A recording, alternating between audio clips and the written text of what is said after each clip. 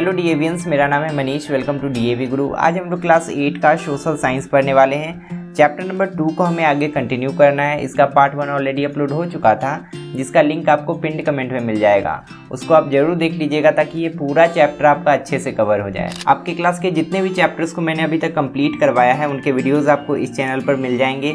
उनको देखने के लिए सिंपली आपको यूट्यूब पर डीएवी गुरु सर्च करके इस चैनल पर आ जाना है। उसके बाद आपको प्लेलिस्ट में जाना है, जहाँ पर अलग अलग कैटेगरीज में आपको हर क्लासेस के वीडियोस मिल जाएंगे और यहाँ से आप अपने क्लास के वीडियोस को बिल्कुल फ्री में एक्सेस कर सकते हैं। इस चैनल को सब्सक्राइब करके बेल आइकन को प्रेस भी कर लीजिए ताकि आपके क्लास के हर नए वीडियो का नोटिफिकेशन आपको मिलता रहे।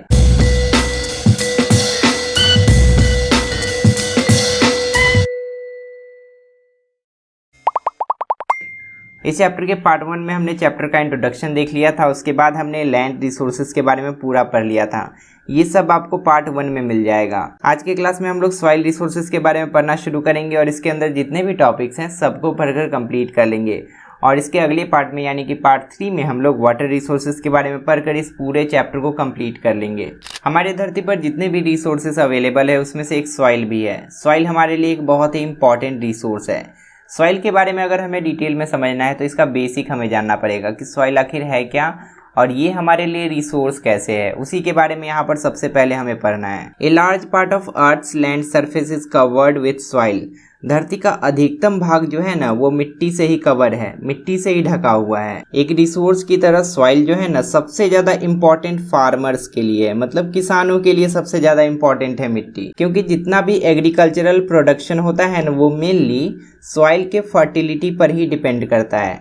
अगर मिट्टी उपजाऊ होगी तो फसल अच्छी होगी, अगर मिट्टी खराब होगी तो फसल अच्छी नहीं होगी। उसी के बारे में यहाँ पर बताया गया है कि अगर सॉइल का कवर रिच एंड डीप है तो उस केस में फर्टिलिटी ज़्यादा मिलेगा, मतलब मिट्टी ज़्यादा उपजाऊ होगी और इस केस में एग्रीकल्चरल प्रोडक्शन भी अच्छा मिलेगा, फसल की जो पैदावार होगी वो भी अच्छी होगी। लेकिन दूसरी तरफ अगर मिट्टी का कवर शैलो है, मतलब पतला सा लेयर है, मिट्टी का कवर है और उसका फर्टिलिटी अगर ख़राब है तो एग्रीकल्चरल प्रोडक्शन ड्रॉप कर जाएगा। एग्रीकल्चरल प्रोडक्शन कम होगा, फसल की पैदावार कम होगी। आप खुद ही एक प्लांट को दोनों कंडीशन में रख कर देखिए। एक ऐसा ज़मीन है जिस पर पतला सा मिट्टी का लेयर है और उसके नीचे पत्थर है, बहुत सारा कंकर पत्थर है, और एक ऐसा ज़मीन है जो कि बहुत गहराई तक, जिसके बहुत गहराई तक सिर्फ मिट्टी ही मिट्टी है, सिर्फ मिट्टी ही मिट्टी है। अगर यहाँ पर हम लोग प्लांट को लगाना चाहेंगे तो उसका जो रूट्स होगा ना अच्छे से फैल नहीं पाएगा, इसको न्यूट्रिशन नहीं मिल पाएगा और यहाँ का जो प्लांट होगा ना अच्छे से ग्रो नहीं कर पाएगा।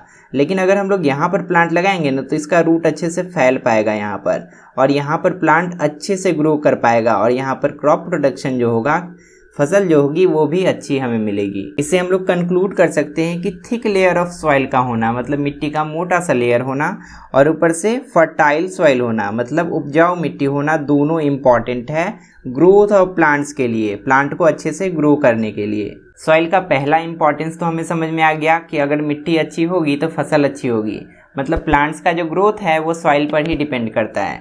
सॉइल और कैसे इंपॉर्टेंट है उसके बारे में यहाँ पर अगले पैराग्राफ में हमें बताया गया है कि जितने भी एनिमल्स हमारी धरती पर रहते हैं वो इनडायरेक्टली सॉइल पर ही डिपेंडेंट होते हैं। उनका जो बेसिक नीड है ना सॉइल के कारण ही फुलफिल हो पाता है। ऐसा क्यों? क्योंकि जितने भी एनिमल्स इंक्लूडिंग ह्यूमन हमारी धरती पर रहते हैं वो प्लांट्स पर डिपेंडेंट होते हैं, ये तो आपको पता है। और प्लांट्स जो होते हैं ना उनको न्यूट्रिशन सॉइल से ही मिलता है। तो इसलिए हम लोग बोल सकते हैं कि हम लोग और जितने बाकी दूसरे एनिमल्स हैं वो इनडायरेक्टली सॉइल पर डिपेंडेंट है। इसके अलावा सॉइल के कारण शेल्टर भी मिल पाता है, मतलब घर भी मिल पाता है। किनको घर मिल पाता है? इंसेक्ट को और एनिमल्स को, जैसे कि रैट्स हो गए, स्नेक्स हो गए, एंट्स, अर्थवर्म, ये सबको घर मिलता है सॉइल के कारण। सब लोग मिट्टी में ही रहते हैं। इसके अलावा हम लोग सॉइल को ब्रिक्स बनाने के लिए और पॉटरी बनाने के लिए भी यूज़ करते हैं। ब्रिक्स मतलब ईंट और पॉटरी मतलब जो मिट्टी का बर्तन होता है ना उसको हम लोग पॉटरी बोलते हैं। तो इन सब कामों के लिए भी सॉइल यूज़ होता है। यहाँ पर ये वाला लाइन इंपॉर्टेंट है, आप इसको अंडरलाइन कर लीजिएगा।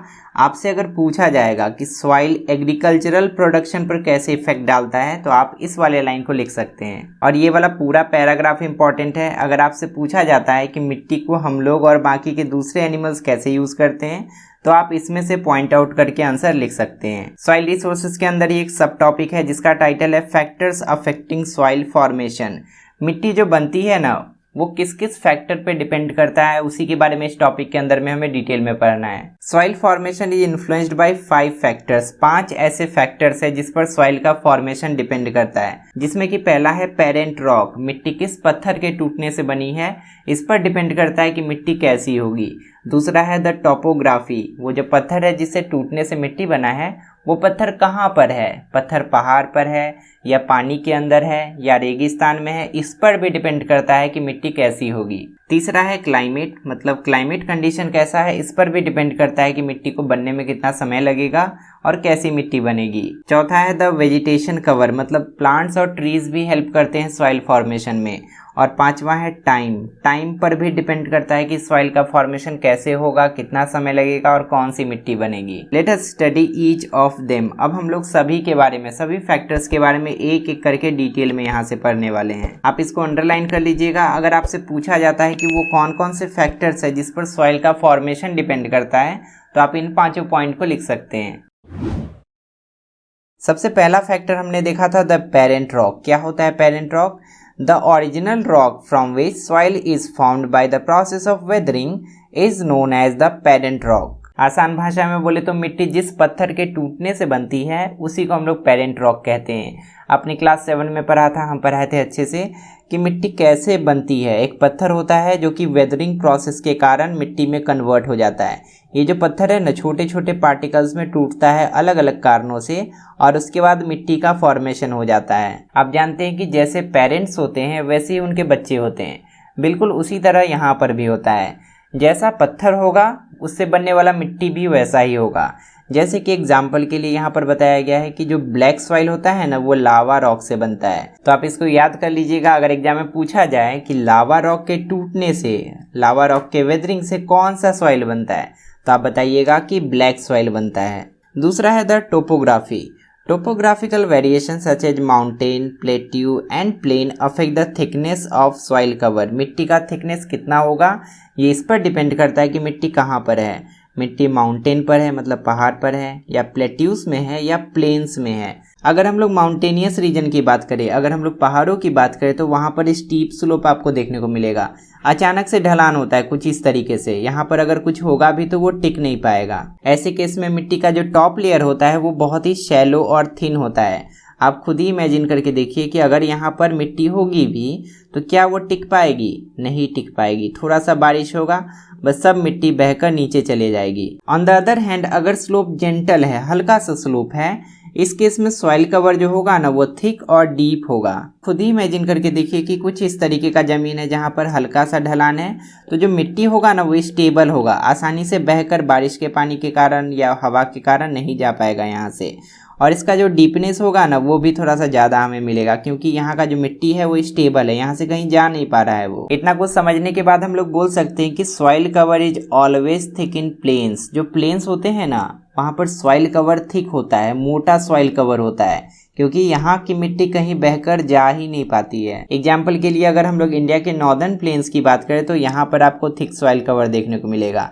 लेकिन अगर आप हिमालय को देखेंगे ना तो हिमालय पर थिक सॉइल कवर देखने को नहीं मिलेगा, क्योंकि पहाड़ पर मिट्टी टिकती ही नहीं है, बारिश के पानी के साथ बहकर नीचे चले जाती है। लेकिन पहाड़ों में भी आपको एक जगह डीप सॉइल कवर देखने को मिलेगा और वो जगह है रिवर वैलीज।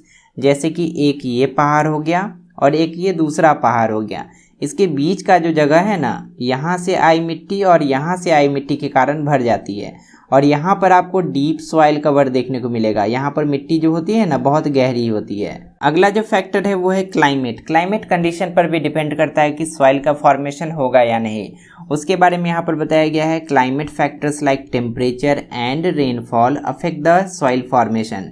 टेम्परेचर और रेनफॉल ये दोनों अफेक्ट करते हैं सॉइल फॉर्मेशन को। ऐसा इसीलिए क्योंकि जहाँ पर भी हाई रेनफॉल होता है, जहाँ पर बहुत बारिश होती है और टेम्परेचर एक्सट्रीम होता है, एक्सट्रीम टेम्परेचर कहने का मतलब क्या हुआ, या तो बहुत ठंडा या तो बहुत गर्म।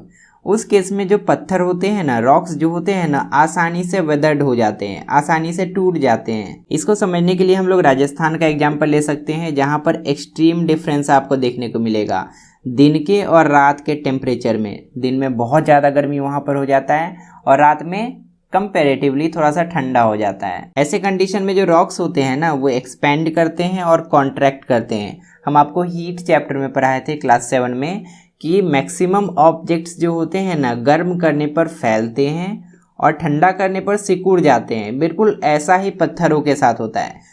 दिन में टेम्परेचर बहुत ज़्यादा होता है तो गर्म होने के कारण पत्थर फैल जाता है, और रात में टेम्परेचर कम होता है तो उस कारण से वो सिकुड़ जाता है। इसी कारण से पत्थर कमज़ोर होकर टूटने लगता है और जल्दी जल्दी सॉइल का फॉर्मेशन होने लगता है। इसी तरह से ऐसे एरियाज में भी जहाँ पर भारी बारिश होती है, बहुत तेज बारिश होती है, उस केस में जो पत्थर का सॉल्युबल पार्ट होता है ना, ऐसा पार्ट, पत्थर का ऐसा पार्ट जो कि पानी में घुल सकता है, वो पार्ट पानी में घुलकर वहाँ से बहकर अलग चले जाता है रनिंग वाटर के साथ, और अलग जाकर जमा हो जाता है, और वो भी फिर बाद में मिट्टी ही बन जाती है। इसीलिए हम लोग क्लाइमेट के बारे में बोल सकते हैं कि it affects the soil formation. Climate भी एक ऐसा चीज़ है जो कि सॉइल फॉर्मेशन को अफेक्ट करता है। अगला फैक्टर है वेजिटेशन कवर। इसके कारण भी सॉइल का फॉर्मेशन होता है। जो पेड़ पौधे होते हैं ना, उनके कारण भी सॉइल का फॉर्मेशन होता है। कैसे, उसके बारे में यहाँ पर बताया गया है। प्लांट्स जो होते हैं ना, वो पत्थरों के बीच में जो क्रैक होता है उसमें उगने लगते हैं। जैसे आप देखे होंगे कि अगर कोई पुराना घर होता है तो वहाँ पर ईंट के बीच में से पीपल का एक पौधा निकल जाता है। बिल्कुल उसी तरह से पहाड़ों के पत्थर में जो क्रैक्स होते हैं उनमें भी पौधे उगाते हैं। जैसे जैसे समय बीतता है प्लांट्स और बड़े होते हैं और इनके रूट्स भी और बड़े हो जाते हैं, और ये पत्थर को पेनिट्रेट करना शुरू कर देते हैं, और इसका जो क्रैक है ना, वो उसको और बड़ा करना शुरू कर देते हैं। आप खुद ही सोच के देखिए कि अगर पत्थर में कहीं पर कोई क्रैक है और यहाँ पर एक पीपल का पौधा उगाया, ये जो पीपल का पौधा है ना, इतना पावरफुल होता है इसका रूट कि पत्थर को तोड़ सकता है, पत्थर को 2 पार्ट में डिवाइड कर सकता है, अगर ये पीपल का पौधा यहाँ पर सरवाइव कर गया तो। As a result in cracks का डिसइंटीग्रेशन शुरू हो जाता है और ये भी छोटे छोटे टुकड़ों में बंटने लगते हैं, जो कि फाइनली सॉइल के फॉर्मेशन में हेल्प करते हैं। क्योंकि आपको पता है कि पत्थर अगर टूटेगा तो सॉइल का फॉर्मेशन होगा ही। सॉइल में पत्थर के टुकड़े तो होते ही हैं, साथ ही साथ एक और सब्सटेंस होता है जिसको हम लोग ह्यूमस बोलते हैं। वो ह्यूमस कहाँ से मिलता है वो आपको ऑलरेडी पता है, उसके बारे में यहाँ पर बताया गया है। रिमेन्स ऑफ डेड और decomposed plants and animals provide humus to the soil. जो प्लांट्स और एनिमल्स के डेड और डिकेइंग पार्ट्स होते हैं ना, जो सड़े गले पार्ट्स होते हैं, उसके कारण मिट्टी में ह्यूमस आ पाता है। ह्यूमस बहुत ज़रूरी है। अगर मिट्टी में ह्यूमस नहीं होगा तो मिट्टी में कोई भी प्लांट नहीं उग पाएगा, क्योंकि ह्यूमस ही वो चीज़ है जिसके कारण सॉइल को फर्टिलिटी मिल पाता है, सॉइल को उपजाऊ शक्ति मिल पाती है और कोई भी प्लांट उसमें ग्रो कर पाता है। इसीलिए हम लोग बोल सकते हैं कि डेंसली फॉरेस्टेड एरियाज में, जहाँ पर बहुत सारे पेड़ पौधे जंगल पाए जाते हैं, वहाँ का जो मिट्टी होता है ना, उसमें ह्यूमस अधिक मात्रा में प्रेजेंट रहता है। अगला फैक्टर है टाइम। टाइम पर भी सॉइल का फॉर्मेशन डिपेंड करता है। टाइम ज़्यादा मिलेगा तो सॉइल का फॉर्मेशन ज़्यादा होगा, टाइम कम मिलेगा तो बहुत कम सॉइल का फॉर्मेशन होगा। Time gives maturity to the soil. जितना ज़्यादा समय मिलेगा मिट्टी उतना ही मेच्योर होगा, उतना ही अच्छा होगा। हम लोग जानते हैं कि सॉइल एक रिन्यूएबल रिसोर्स है, ये अपने आप नेचर में रिन्यू हो सकता है, लेकिन it takes thousands of years to develop very thin layer of soil on earth surface. धरती के सरफेस पर एक पतला सा मिट्टी का लेयर बनने में हजारों साल लग जाते हैं। सोचिए मिट्टी को बनने में कितना ज़्यादा समय लगता है। एग्जाम्पल के लिए हम लोग नील नदी से बने डेल्टा को देख सकते हैं और उस डेल्टा को भी देख सकते हैं जो कि गंगा और ब्रह्मपुत्र नदी के कारण बनता है। इसका जो मिट्टी है बहुत ही डीप है, बहुत ही गहरा है, और यहाँ पर बहुत ही फर्टाइल सॉइल आपको देखने को मिलेगा। यहाँ की मिट्टी बहुत उपजाऊ होती है, और ये डेल्टा एक दिन में नहीं बन गए हैं, इनको बनने में हजारों साल लगे हैं। अब चलिए फटाफट इंपॉर्टेंट पॉइंट को अंडरलाइन कर लेते हैं। पहला है पेरेंट रॉक का डेफिनेशन। आपसे पूछा जा सकता है एग्जाम में, आप इसको अंडरलाइन करके याद कर लीजिएगा। उसके अलावा आप ये भी याद रखिएगा कि माउंटेनियस रीजन में सॉइल कवर शैलो और थिन होता है, और जेंटल स्लोप वाले रीजन में थिक और डीप सॉइल कवर पाया जाता है। और यहाँ पर इस वाले लाइन को अंडरलाइन कर लीजिएगा। आपसे पूछा जा सकता है कि कौन कौन से क्लाइमेटिक फैक्टर्स है जो कि सॉइल फॉर्मेशन के लिए रिस्पॉन्सिबल है, तो आप इस वाले लाइन को लिख सकते हैं। यहाँ पर ये वाला लाइन इंपॉर्टेंट है। पहला लाइन है वेजिटेशन कवर कैसे सॉइल के फॉर्मेशन में हेल्प करता है, आप यहाँ तक लिख सकते हैं एग्जाम में। और लास्ट में इस वाले लाइन को अंडरलाइन कर लीजिए। आपसे पूछा जा सकता है कि टाइम के कारण सॉइल को क्या मिलता है, तो टाइम के कारण सॉइल को मैच्योरिटी मिलता है। अब देखिए यहाँ पर सॉइल इरोजन के बारे में थोड़ा सा बताया गया है, जिसके बारे में ऑलरेडी हमने क्लास 7 में पढ़ रखा है। यहाँ पर बोला जा रहा है कि फर्टाइल सॉइल जो होता है ना, उपजाऊ मिट्टी जो होती है, वो इसेंशियल है, वो ज़रूरी है किसके लिए? एग्रीकल्चर के लिए, खेती के लिए। ये हेल्प करता है पूरे दुनिया में फूड सिक्योरिटी को मेंटेन करके रखने में। अगर सॉइल फर्टाइल नहीं होगा तो पूरे दुनिया में जो फूड का सप्लाई है वो बंद हो जाएगा। लेकिन ऐसा देखा गया है कि जो सॉइल का फर्टिलिटी है ना, धीरे धीरे डैमेज होते जा रहा है, धीरे धीरे खराब होते जा रहा है सॉइल का फर्टिलिटी, और इसका कारण है सॉइल इरोजन। अब ये सॉइल इरोजन क्या है उसके बारे में यहाँ पर बताया गया है। The top layer of soil is removed by natural agents such as water, wind, glacier etcetera, and by mankind's unwise actions such as deforestation, overgrazing and mining। मिट्टी का जो टॉप लेयर होता है ना, मिट्टी में बहुत सारे लेयर्स होते हैं, उसके बारे में क्लास 7 में आपने पढ़ा होगा। तो मिट्टी का जो टॉप लेयर होता है ना, सबसे ऊपर वाला लेयर, यही सबसे ज़्यादा उपजाऊ होता है, यही सबसे ज़्यादा फर्टाइल होता है। लेकिन ये जो टॉप लेयर है ना, वो रिमूव होते जा रहा है बहुत सारे कारणों से।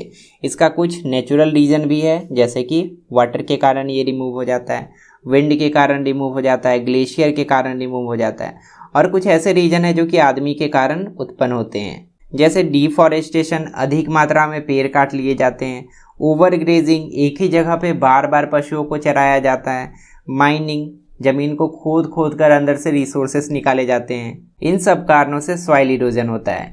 मिट्टी जो होती है वो कटकर बहने लगती है, टॉप सॉइल धीरे धीरे अपने जगह से खिसकने लगता है। The need to conserve soil from erosion has become one of the major environmental concern। मिट्टी को सॉइल इरोजन से बचाना हमारे लिए एक चिंता का विषय बन गया है।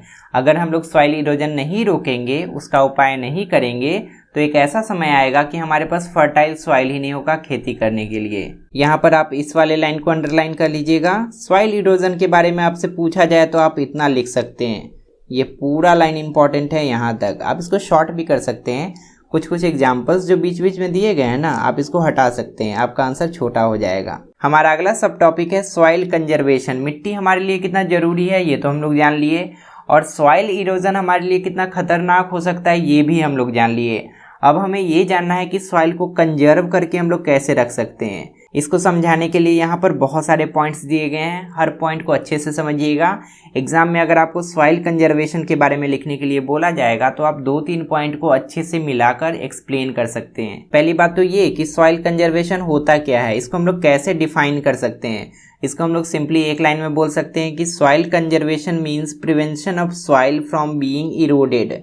मिट्टी का जो कटाव होता है, मिट्टी का जो इरोजन होता है, मिट्टी कट कर एक जगह से दूसरे जगह जो चले जाती है, इसी का प्रिवेंशन, इसी को रोकने को ही हम लोग सॉइल कंजर्वेशन कहते हैं। Various methods of soil conservation are, soil को कंजर्व करके रखने का बहुत सारा मेथड है, एक एक करके हम लोग हर मेथड को अच्छे से समझेंगे। सबसे पहला और सबसे इफेक्टिव मेथड है एफॉरेस्टेशन। एफॉरेस्टेशन का मतलब होता है अधिक मात्रा में पेड़ों को लगाना। जब हम लोग पेड़ों को लगाएंगे ना, तो पेड़ों की जो जड़ें होती है ना, वो मिट्टी को पकड़ लेती है और मिट्टी को बहने नहीं देती है। इसके कारण से ही एफॉरेस्टेशन हेल्प करता है सॉइल इरोजन को रोकने में। एफॉरेस्टेशन को हम लोग कैसे डिफाइन कर सकते हैं?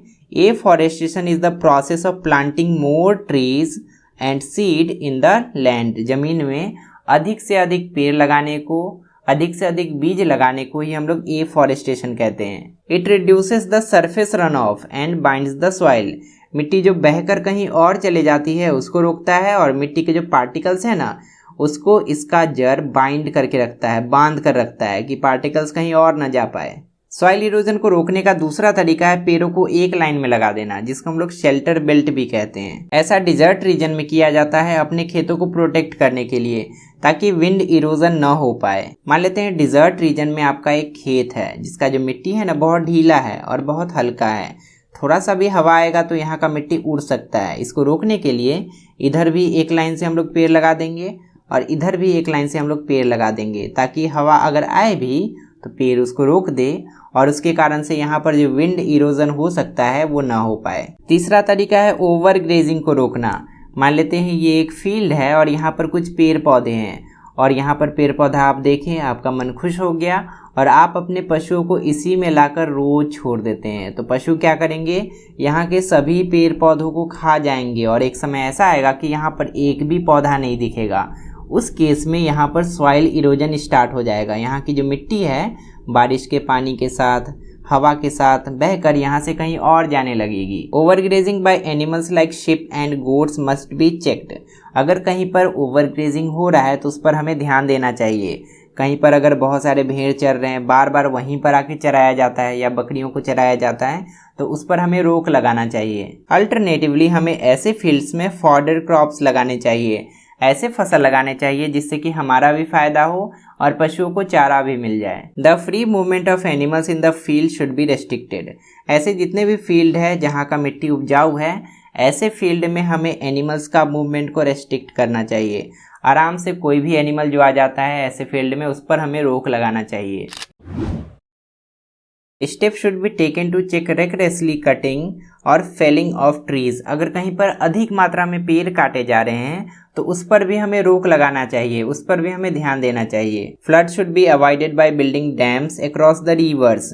हमें बांध बनाकर फ्लड को रोकना चाहिए, बाढ़ को रोकना चाहिए, क्योंकि बाढ़ आने से जो टॉप लेयर ऑफ सॉइल होता है, जो उपजाऊ मिट्टी का लेयर होता है, वो बाढ़ के पानी के साथ बहकर कहीं और चले जाता है। हमें टेरेस फार्मिंग और कंटोर प्लोइंग को बढ़ावा देना चाहिए जो कि हिल स्लोप पे किया जाता है। टेरेस फार्मिंग हम लोग ऐसी खेती को बोलते हैं जो कि हिल्स पर किया जाता है, और कंटोर प्लोइंग को आप समझ सकते हैं इस वाले फोटो के थ्रू। ऐसे केस में हमें इस तरह से फसल का क्यारी बनाना चाहिए ताकि जो पानी है ना इसमें रुक सके और पानी मिट्टी को बहाकर आगे न ले जा सके।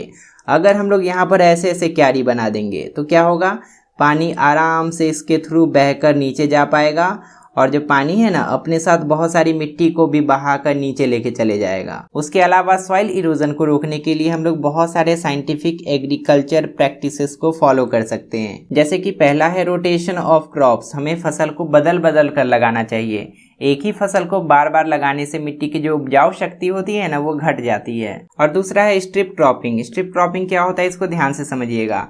बहुत सारे फसल ऐसे होते हैं जिसमें कि पौधे दूर दूर में लगाए जाते हैं। जैसे कि अगर आप खेत में मिर्च लगा हुआ देखे होंगे तो मिर्च का जो पौधा होता है ना दूर दूर में लगाया जाता है, बीच में बहुत जगह होता है। अगर हम लोग यहाँ पर साग का पौधा लगा दें तो हमारा बेनिफिट दुगुना हो जाएगा और इसके कारण से बीच का जो मिट्टी है ना उसको भी पकड़ के रखने वाला मिल जाएगा। इसके कारण से सॉइल इरोजन घट सकता है। तो ये सब कुछ मेथड्स है जिसको सिस्टमैटिकली फॉलो करके हम लोग सॉइल इरोजन को घटा सकते हैं। इस टॉपिक के अंदर हम लोग जितना पढ़े सब पॉइंट तो इम्पॉर्टेंट है ही, उसके साथ साथ ये वाला लाइन आप अंडरलाइन कर लीजिएगा। अगर आपसे पूछा जाता है कि सॉइल कंजर्वेशन को हम लोग कैसे समझ सकते हैं, इसको कैसे डिफाइन कर सकते हैं, तो आप इस वाले लाइन को लिख सकते हैं। इसके अलावा जितना भी पॉइंट यहाँ पर हम लोग पढ़े सबको आप याद रखिएगा, सबको मिला जुला कर एग्जाम में आप लिखकर एक्सप्लेन कर सकते हैं सॉइल कंजर्वेशन को। सबसे अंतिम डू यू नो में 2 इंपॉर्टेंट पॉइंट्स के बारे में हमें बताया गया है। पहला पॉइंट है टेरेस फार्मिंग। क्या होता है terrace farming? Terrace farming means growing of crops on level steps और terraces constructed on hill sides. मान लेते हैं एक हिली एरिया है जहाँ का जमीन कुछ इस तरीके का है, स्लोपी है, ढलान है कुछ इस तरीके से।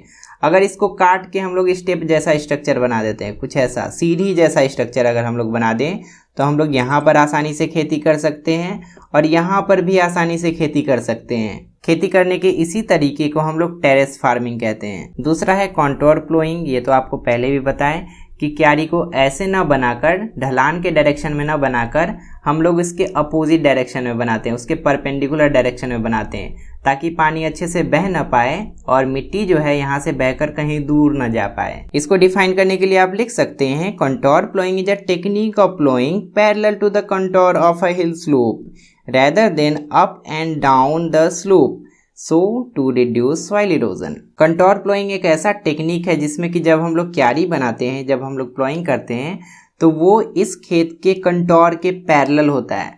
इसका जो किनारा होता है ना इसके पैरेलल हम लोग क्यारी बनाते हैं कुछ इस तरीके से। Rather than up and down the slope, हम लोग स्लोप के लॉन्ग नहीं बनाते हैं कि ऊपर से नीचे तक बना दिए, अप एंड डाउन डायरेक्शन में हम लोग नहीं बनाते हैं क्यारी। So as to reduce soil erosion, और इसके कारण से सॉइल इरोजन में कमी आती है। ये था इस चैप्टर का पार्ट 2। पार्ट 1 को मिलाकर हमने यहाँ तक के सभी टॉपिक्स को कंप्लीट कर लिया।